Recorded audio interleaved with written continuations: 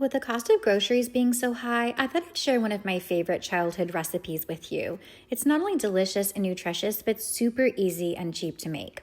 First, you just sort and rinse your beans, making sure to remove any bad ones, and then you cover them with clean water and soak them overnight, being sure to add a bit of salt and a lactic acid of your choice. I use this kimchi, but you can easily just use some apple cider vinegar or a little bit of yogurt. The overnight soaking helps to break down the cell walls of the beans and makes them much easier to digest.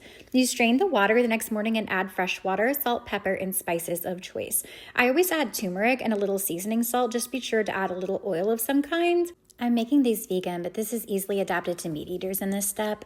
And now my secret hack to make them taste delicious is adding bouillon stock. I was just being lazy and added it straight to the pot. You want the temperature starting off around medium-high, and then once it comes to a boil, you can turn it down to a low boil. You don't want to rapid boil the beans because it will break them down and make them into mush. So check them occasionally because you will need to add more water at some point as it cooks and the water evaporates. Keeping it a low boil, almost a simmer, will make sure that if the water gets low, you don't burn your beans. And I don't know if anyone has ever burnt beans, but the smell is just awful and pervasive, and no one wants that. Don't mind the greens and tofu. I was just making some breakfast, but it's actually lunchtime now. Because you soak them overnight, it'll be ready before you know it. And when the beans are soft, you can add a can of rotel or diced tomatoes and peppers. I had this half a can, which was not really enough for this big of a batch, but do as I say, not as I do. You don't have to cook it long after this step. It's pretty much done. You just want to get the tomatoes hot. And then you want to find a very special scoop to plate this up. I found this really cool one in the cabinet. And then find a huge bowl that is way too big and add your black bean soup.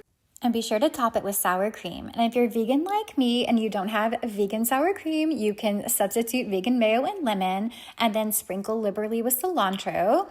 And just because we have everything ready at once, I'm going to go ahead and top it with some of my cabbage tofu mixture. Don't forget to top it all off with some fresh ground pepper and a squeeze of lime or lemon. And if you made this correctly, you will be scarfing it down and scraping your bowl, and your dog will be begging to lick it when you are done. It's delicious, filling, cheap, and superfood healthy.